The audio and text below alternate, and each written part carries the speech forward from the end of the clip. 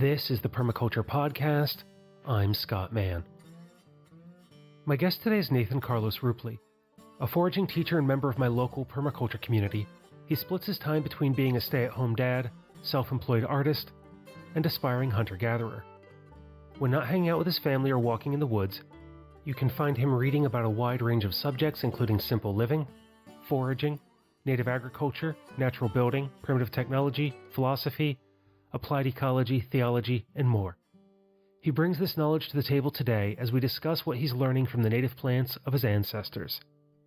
The exploration of these plants and the related cultures provide insights into his place in the world and where he comes from.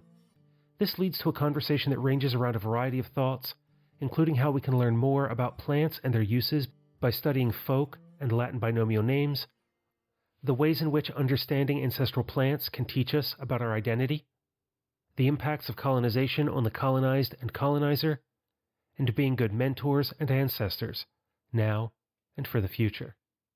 Enjoy this time with Nathan, and I'll join you again after. I grew up back and forth between Burkina Faso in West Africa and Lancaster County, so some major culture shock going back and forth between there. And I have been an artist for all of my life, been interested in nature my whole life too, but didn't really know what to do with that side of things until I was working a job at a copy center, and a guy came in and he had hunter-gatherer tattooed on his hands, and he was getting a permaculture flyer printed out. And I said, your tattoos are funny. And he's like, no, I'm serious. And you probably know that it was Wilson Alvarez, who has been on your show multiple times. So, yeah, I wasn't happy in that job, and I learned more about rewilding and permaculture and really got into foraging.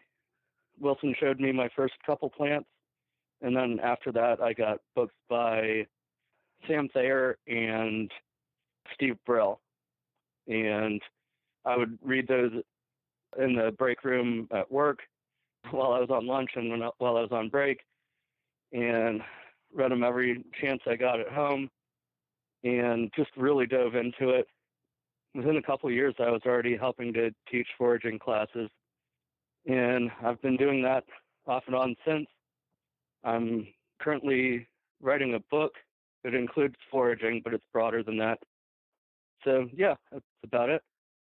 And that's where I know you, is from the local permaculture community, and you've taught foraging to some of my friends. I just saw someone post to Instagram recently that they had foraged their dinner and referenced taking a class with you. And so it's through that and your work with mycorrhizal films and some of your things there to create, was it Gather? Was your DVD on local plants? Gathering, Right.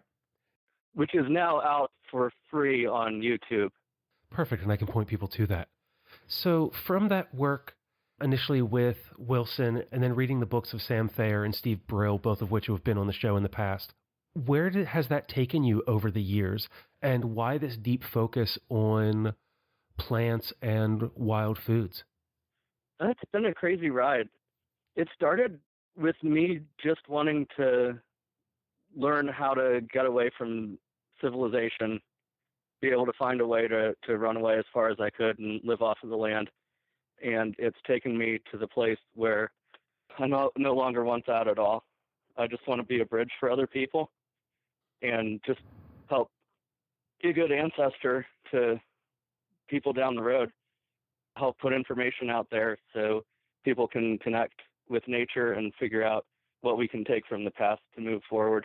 My personal foraging life has really shifted over the years.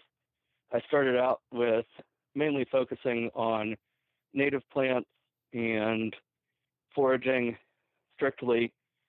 My focus has really shifted over the years more towards weeds and invasives, and I keep on finding new angles to explore with them, and also just like tending the wild or semi-wild gardening, where I'm working with mostly wild plants, but just growing them along the edge of our yard.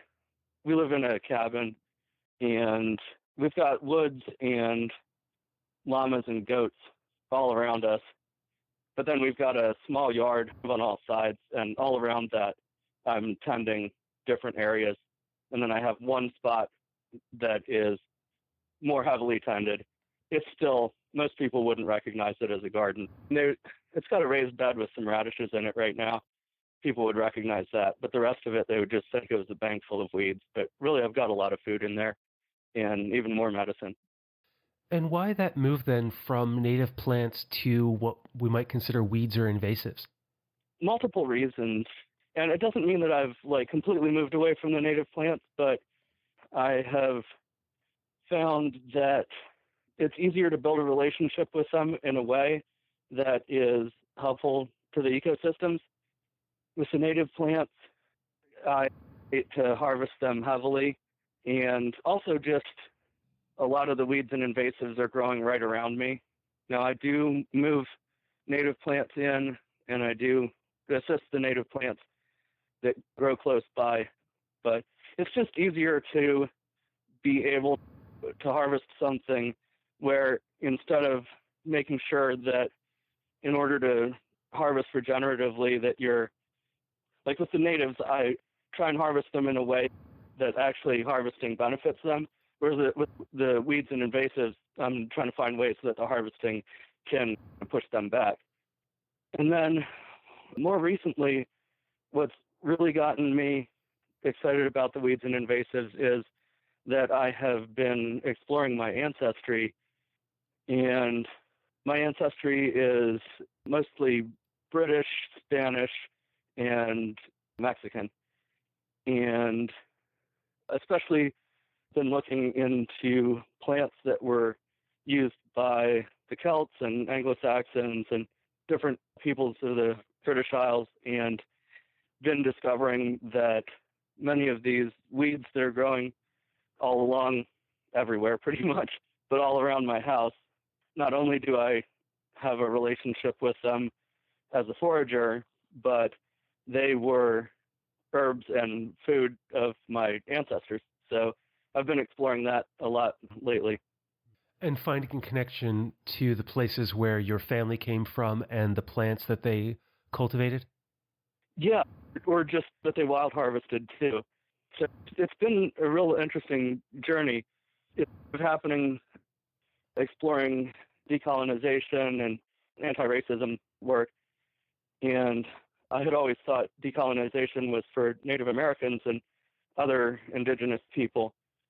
But I'm actually, as I'm digging into my ancestry, realizing that as part of living on somebody else's land, I can be a better guest here if I learn about my history and the good and the bad aspects of that as I try and peel back my socialization as a white person and try and get back to the previous identities, all of which have their own set of good things and bad things. But it's really fascinating to move beyond the identity that I've been labeled with, understandably in our culture, but trying to dig deeper and find more of the roots of that.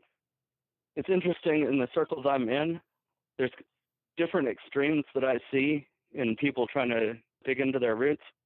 On the one hand, there's my anarcho-primitivist friends who I agree with on a lot of stuff, and I come from that, but seem to sometimes think that if you're not going all the way back to the deepest hunter-gatherer roots, that it's not worth doing. And that's a painting with broad strokes, but I'm really learning to just follow my roots back as closely as I can and learn what I can and see the pros and cons of the way those people live. There's a lot more hierarchy in Celtic culture than there is in an immediate return hunter-gatherer band, but there's still a lot that can be learned there.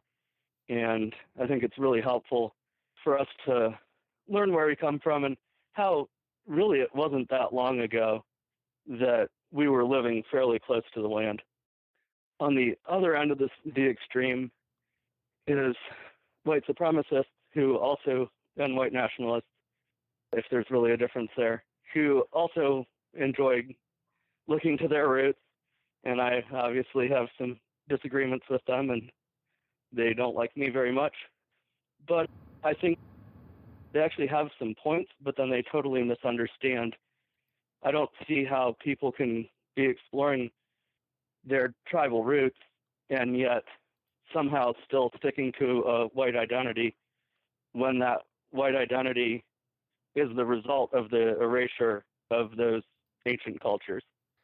So you're finding that this exploration includes a diversity of identities and relationships with plants as opposed to some kind of a singular cultural focus?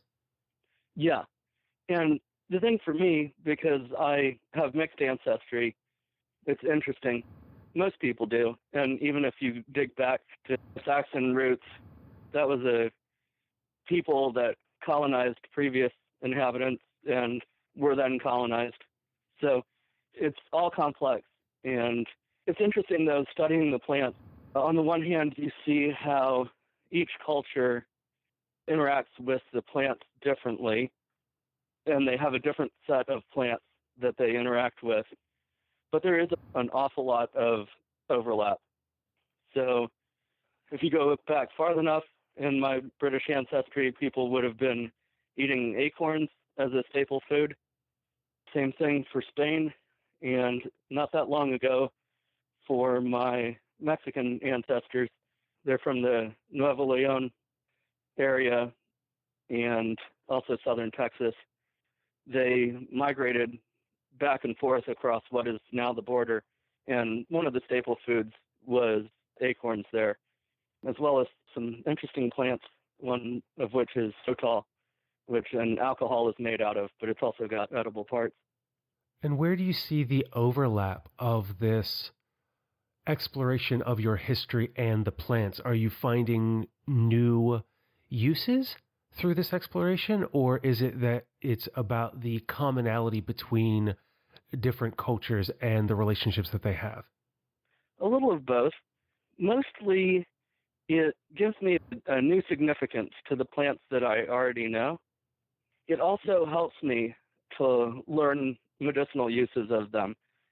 So for some reason, I can learn my plants fairly easily. I can remember pretty much everything I read about the edible uses of them, but I will read and reread the medicinal uses of them, and it just doesn't stick. I don't know why. Some plants, eventually, I get the basic understanding of that plant, but still, I can't remember a lot of the medicinal uses. And this is helping me. For some reason, I have been magnetized towards understanding how these herbs were used by my ancestors, and so that kind of gives me a jumping off point other than just whatever health issues I might be having or know somebody that has, to make it more real for me. But everybody's going to have their own path and explore things differently. So it sounds like then that the cultures that you're exploring as part of your ancestry, that the stories that come with those plant uses help to reinforce those medicinal or cultural uses. Yeah. Like I said, when I first started foraging, I got Sam Sayer's books and Steve Brill's book. And I liked all of them, but Sam Sayer is more up my lane of my personality and interests, and I obsessed over his books. I really liked Steve Brill's books, but I was kind of like, why are there so many folk tales and weird old English names of plants? And I was like, I just want to learn all the facts about these plants that like affect me directly in my life right now.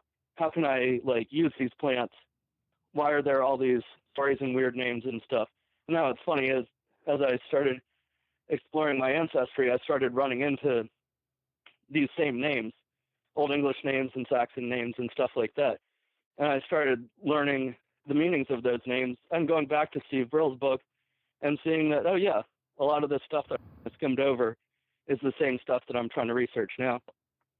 And so those are things like the common names that we might have for something as opposed to the botanical Latin and the way that those names differ across communities? Yeah. And something that's interesting about both the Latin and a lot of the folk names is that the name can tell you something about that plant. So, in the Latin, the genus name tells you what small group of plants that's part of, and then usually the specific name describes something about that plant.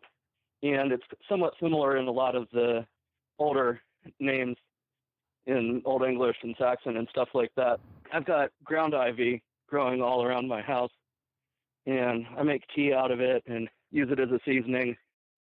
And I remember reading about it being called alehoof, but didn't remember why.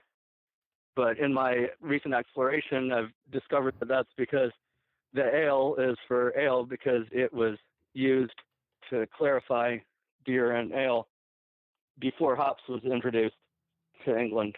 Another name for ground ivy is also gill over the ground. I understood the over the ground part because it's a mint that grows like a vine and spreads out over the ground. But the gill, I never understood why that name. Is gill some person from back in the day, or why is it called that? But actually, the gill apparently comes from guillet, which is a French word for process of fermenting ale. So once again, the name gives you an idea about the plant and its uses. Which are again reflective of those cultures in which they were used. Yes. How are you finding these associations of plants with cultures? You mentioned the books of Steve Brill and Sam Thayer. My recollection in reading those is that they don't contain a lot of that, like folk tradition. So where has your research led you over the years? Yeah, Steve Brill does mention it here and there, and he definitely mentions a lot of the old names, even if he doesn't mention what culture they come from.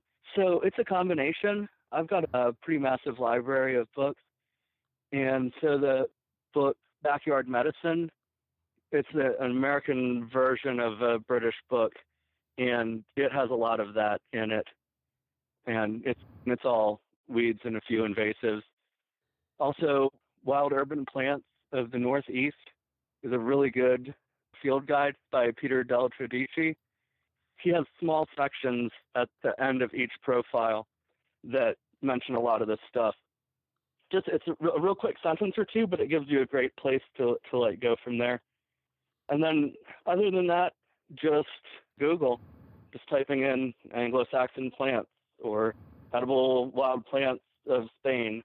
I've found some really good stuff on Google Scholar, really large study, traditional edible and medicinal wild plants of Spain. Went into a lot of detail, and it seems like both British and Spanish people have a tradition of cooking eggs with wild onions and wild greens. So that was interesting because that's something that I do. I'm not much of a chef. I'm an okay cook, but I mostly just make simple stuff and add in as many ingredients as I can. And I stumbled across basically the same thing that my ancestors were doing.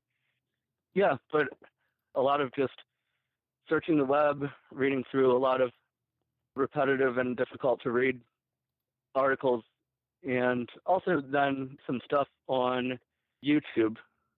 There's a YouTube channel, Fan Dabby Dozy, I think it is. The guy's from Scotland and interested in the Highland culture. His channel overlaps with a lot of my interests. So he covers his ancestors.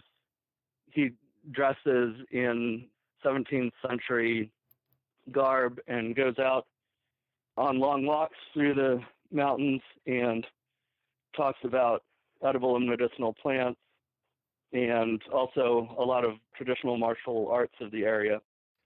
With this exploration of language and names and the cultures that you come from, you mentioned earlier about the way that this is also helping you unpack colonization.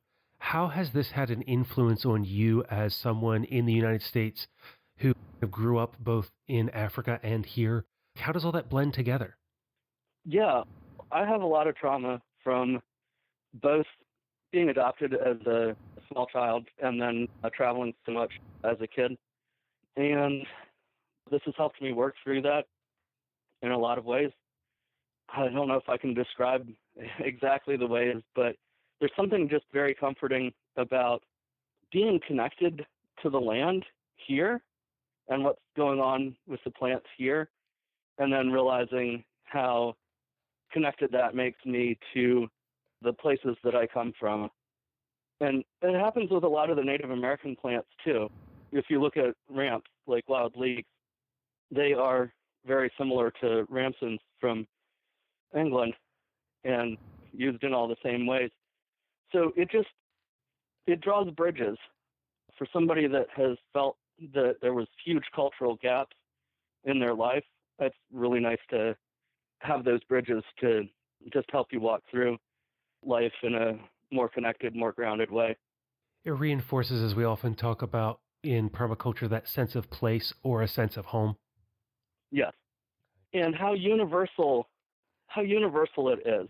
It's interesting because it makes you realize how specific each place's connection is, but also how each place having its special, unique connection is part of this universal tapestry of cultures that, for all their differences, have a lot in common.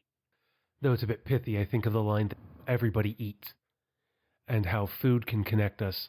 And then how, if we have an understanding of all of those culinary herbs and the foods that we eat now and where they come from, that it makes the world a smaller place to know that this seasoning is from this island here, or this particular food tradition comes from this culture that we wouldn't normally connect with our daily eating. Yeah. And it just helps me to remember that everything has roots. For the longest time, I was really angry at our culture and didn't understand why we do so many of the things that we do that are so destructive to the land and to other people.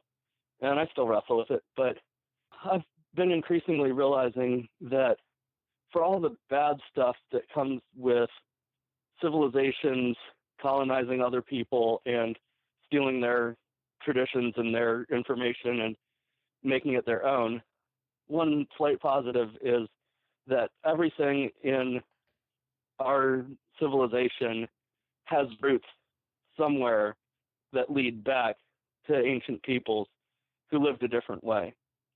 So it's really helping me to remember to see positive.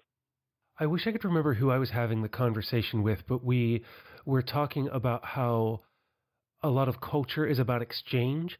And I think about permaculture and the edges, and that minus those acts of violence or invasion, that there is a lot of exchange between cultures and communities on those spaces where they mix and blend, and it provides an opportunity for growth and continued exploration of people who are similar but not necessarily like us.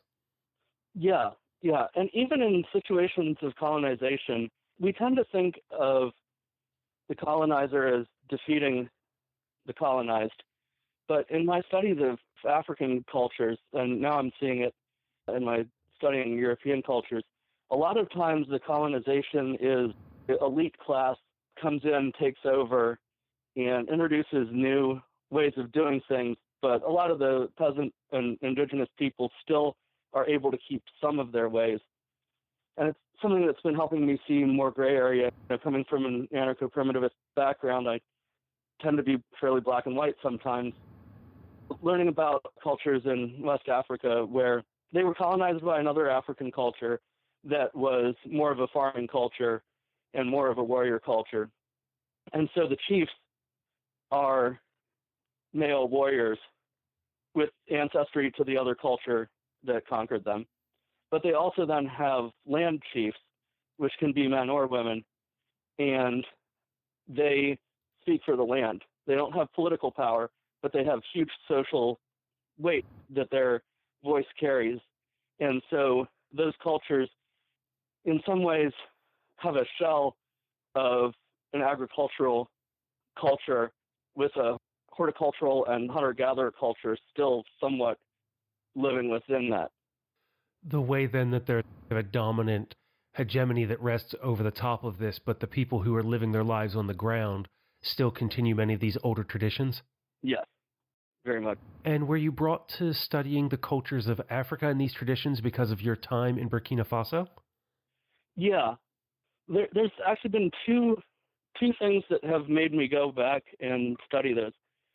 One is that my dad had a bunch of old books that he gave me that included studies of some of the cultures in Burkina and neighboring countries. And then another is coming across a YouTube video by the mathematician Ron Eglash. I think that's how you say his name. Anyway, he's extremely interested in fractals, and he discovered that if you look at aerial photos of African villages, they are often built on fractals. So he got a grant and traveled around for a year, basically asking different people in African villages across the continent, why do you do this? And he found out a lot of really fascinating stuff. I won't go into all of it right now, but basically discovering that African cultures knew, not just intuitively, but academically, knew a lot of things that Europeans didn't discover about mathematics until much, much later. So my interest in patterns brought me into that and had me start looking back at African cultures that I was familiar with. It reminds me of all of the indigenous knowledge that was picked up and adopted and adapted to permaculture over the years, and through the education and retelling hasn't necessarily been well documented or attributed through this work. Yeah, I really love the knowledge found in permaculture, but also do wish that more credit was given to where it comes from. And I think that's part of these conversations like we're having today, is that as we're discussing these common names or folk names of plants and where things come from and the traditions that they were used within, that we can continue to expand this so that it becomes a regular part of our discussion of, oh, well, our understanding of this piece comes from here, and here's a technique that you'll find in these arid lands of this country, as opposed to just bringing it all together and saying, well, here is the knowledge. Yeah, I very much agree with that.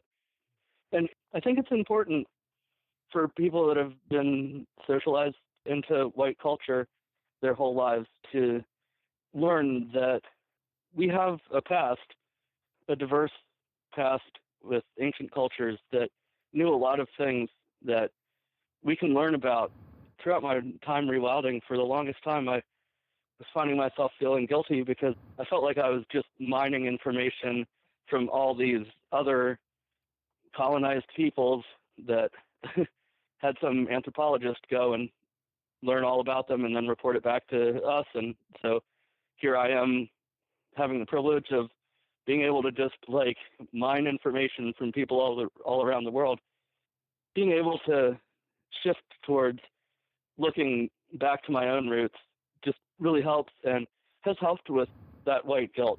I don't think I'm often accused by white supremacists that I debate with online of just living in guilt all the time. And no, so much of my decolonization work is acknowledging wrongdoing and then moving through it. It's not wallowing around in guilt. Yeah, you're going to have to occasionally find some areas where you might feel guilty about some things, and maybe rightly, but it's not a wallowing. It's a learning, finding your own roots, seeing how your ancestors mistreated people and how they were mistreated by people. And it really helps bring us into more of an understanding. Obviously, it's farther back in some people's past. It's still happening to some people now. But yeah, it helps you to gain more of an understanding of how complex history is. And the way that you express that, I think about how sometimes when we need to heal something, we're going to hurt a lot more to go through it. And that feeling of guilt can be an expression of that pain of working through this understanding and getting to the root of it so that we no longer perpetuate those kinds of things in the world as people who are just trying to do better every day and make the world a more bountiful place for all life. Yeah, I've heard some people say hurt people, and I've been trying to dig through all my trauma. I've got a lot of it, like most people, and just dig through that and see what I can build out of it and how I can use that to learn to be a better person. Never going to work through it all. The journey is not always easy, but it's a reward in and of itself. When I think about my own path in many of these places and just being able to name and acknowledge what I've experienced and then using that as a place to continue to move through it and to work through things, to pull off the veil of my own ignorance, or at times being able to just admit, I have no idea about this subject or about what I'm experiencing, but I'm trying to figure it out, and being able to be patient with ourselves and with others. Yeah, I very much agree. I have a tendency to, once I think I've discovered a truth, really hold on to it very hard. But thankfully, I've had people come around and knock some sense into me occasionally. I think a lot of people, especially those of us socialized as white, are pretty sensitive when it comes to issues of race. And I just want to thank my friend Joe Whittle he's Native American from the Delaware Nation and Caddo. One time I got in a debate with him and he called me out, and it hurt my feelings. It made me feel stupid. I argued even harder with him. And then I started to obsess over it and tried really hard to, in my head, disprove him. It was an argument over invasive plants and I guess actually invasive insects. I eventually came to the realization that part of why I was working so hard to prove him wrong was because I was having a fight within myself, and realized that, you know what, maybe when a Native American person tells you how your ideas about invasive species affects them, maybe you might know some things that they don't, but maybe just take a step back and listen and see if you can learn something. And so that caused a huge shift in my life, because I very often tune people out if I think that what they're saying is ridiculous, and I just assume that I know what's right. And really hard to, when somebody confronts me with something that I just think is ridiculous, to give them a little bit of the benefit of the doubt and ask whether maybe my response to it doesn't say more about me than it says about them. I think it's something that I've run across quite a lot between like the work of Stephen Covey and the 7 Habits of Highly Effective People, or Paulo Coelho and the 4 Agreements. That very often what we're experiencing is not about other people, it's about us and what we're going through, and trying to have the space. What I keep coming back to is we've been having this conversation is that second ethic of permaculture when it comes to people care. That really, that's what I keep thinking about when it comes to this conversation, is that understanding where we come from and the plants that matter and how they've had an impact on us as a person, because of perhaps what we connect with or just because of the society that we come from, that gives us better insights into ourselves. And then that by taking these kinds of actions and understanding the impacts that have occurred before, the damage that has been done to other cultures and peoples as well as to ourselves, gives us that space to really begin to dig in deep below the surface, beyond just making sure that people have a roof over their heads or enough food in their bellies. Yeah. And some of what you were saying there really brought me back to something I actually wanted to talk about, and it's in the book that I'm writing. Is I'm going to have a whole section on how to approach the discussion of how we interact with people. Brings me back to approaching plants. You approach a plant very differently than a human. They're constructed very differently, but the basics of doing that are very much the same. And one of the things that my process has evolved over the years, but a practice I try and make when I'm approaching plants is to stop, take a step back. That could be physically or just my mental perspective or both. But take a step back, and instead of going right into that plant and diving into the details of it, look at the plant, see what's shading it, what is it shading, how much sun is it getting, what kind of ground is it in, is the ground sloped, how's it sloped, what plants are growing around it, are there other plants of the same species? If so, are they growing in some sort of a pattern you can figure out? How's it relating to the other plants around it? Are there mushrooms that you can tell are interacting with it in some way, or animals, or just to take this big step back and look at the situation the plant is in, and then move in to observe the details. Look at the patterns. What do those patterns tell you? What family of plants that's from? What does that tell you about how you can interact with it? And then from there, learning to interact with it and learning to humble yourself and realize that this plant has information that you can't get any other way. And you can go to the books, and it's great, and I do, and you can learn about it. But just interacting with that plant can teach you. Now, whether we can argue about whether there's some magical spiritual force that the plant is aware and trying to teach me in this moment, or whether it's just that the world is so complex and I can only learn about it by interacting with it, I'm not sure, and I don't care to debate. But yeah, just trying to observe the world around you and remember that you're seeing it through different lenses, and that maybe it can teach you stuff that books can't teach you. I know that often there's a running tenor in the permaculture community about woo and metaphysical pieces and spirituality and how all of those things come together. But in thinking through what you just said, that there's something to be pulled from the principles of practice, that if we sit and observe and interact, we can see what plants are growing together in that community, that there is a lot that we can find by being in the space with plants, by spending time in nature, that are not readily available in the literature, or what we may be able to find in a class without that hands-on experience in the place that we call our habitat. Yeah, that's one of the things that I struggle with when I'm doing my plant walks is how do I take people that I've probably never met before in a couple hours, they're going to go their own way and I may not see them again.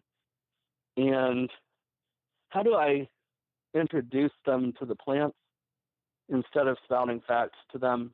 I love to spout facts about plants. It's fun for me, and there's so many interesting things that I would love to just place in people's heads and have them walk away with that. But to try and remember to once again slow down, and better to teach people the patterns of the plant families and introduce them to a few different species. But there is some importance to being like, see this landscape here, it's not even a very pristine landscape, and yet there's 50 different edible and medicinal plants right here. But after a certain point, nobody's going to remember anything I say.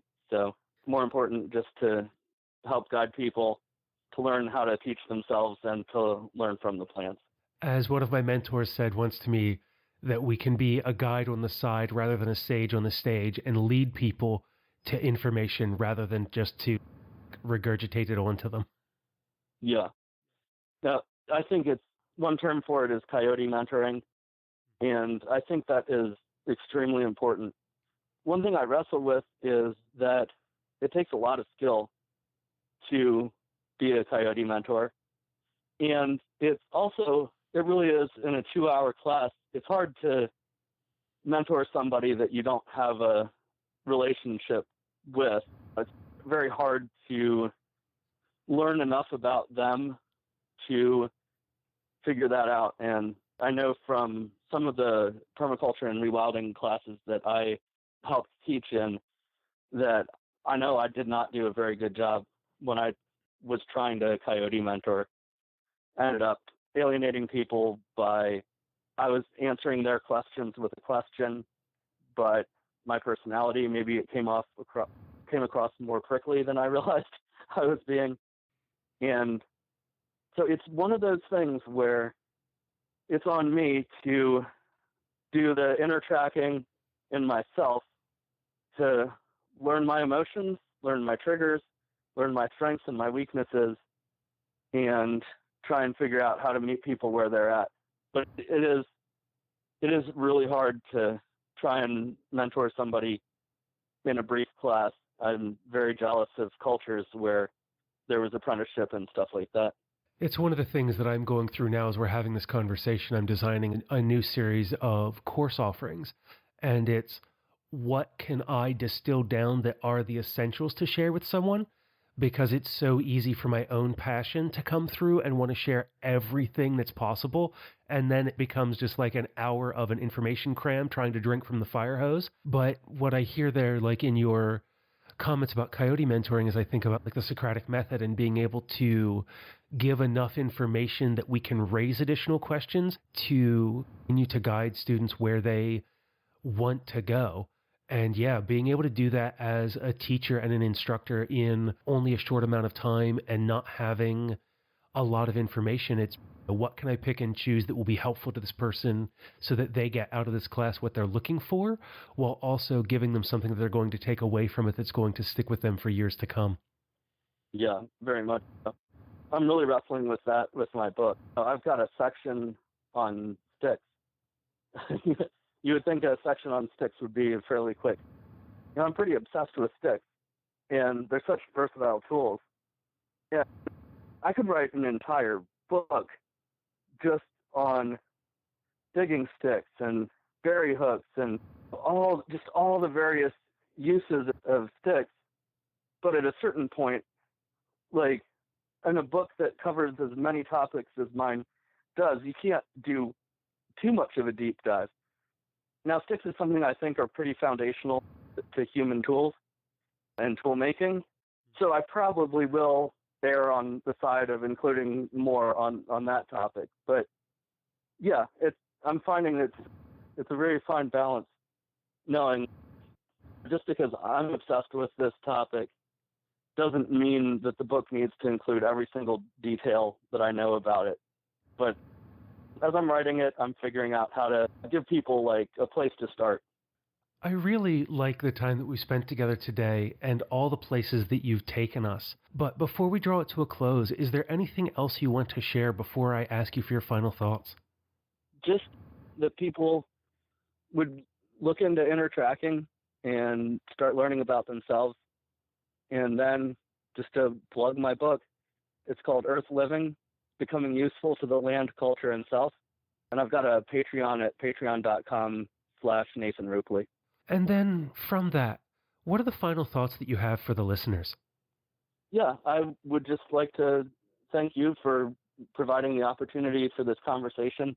Would love to interact with you more on various topics that we share interests in. And for people listening, I just want to offer assistance. If you want any help knowing where to start on how to interact with plants or look into your ancestry and anything related to that, you can find me on social media or just email me, whatever you want. Do you have any social media accounts or an email address or anything that you'd like to give out? Yeah, I can give an email address, nathanrupley@yahoo.com. Awesome. And I'll make sure that I link to your social media, because I'm pretty sure that I follow you on Instagram and a couple other places so people can find you out there in the world. But we had such a wide-ranging conversation, from the ways that we can teach and have an impact in students' lives to what we can do to uncouple from the identity we might find ourselves living in, to healing trauma and connecting to plants. It's really been a great time to have you here. And I'm sorry it took so long to do this. We've been in touch for so long, but I'm glad we finally got the opportunity to sit down and do this. So thank you so much, Nathan, for joining me today. Yeah, no problem. Thank you. And that was Nathan Carlos Rupley. As he said as we wrapped up, you can email him at nathanrupley@yahoo.com with any comments or questions. If you want to learn more about how to rewild your yard, or would like to join him for a foraging class or plant walk. I've also included links in the show notes to where you can find him around the web, as well as to his YouTube channel where you can watch gathering and other pieces on foraging. Nate reminds me that wherever we come from before studying permaculture, whether doctor, tech nerd, stay-at-home parent, or an artist in a copy shop, there's more to learn than any of us can accumulate, even if we had lifetimes to study. What we learn along the way can also take us to unexpected places. Even though we start in the landscape, discussing plants, animals, ecology, and design, we only begin there.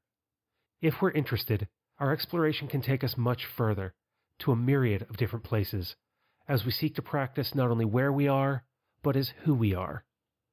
Whatever you are called to do, there is a place within the permaculture community for you. What are you doing right now that makes the world a more bountiful place?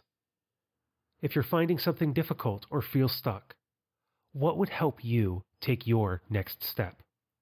Let me know. Until the next time, spend each day learning more about plants and your ancestors, while taking care of Earth, yourself, and each other.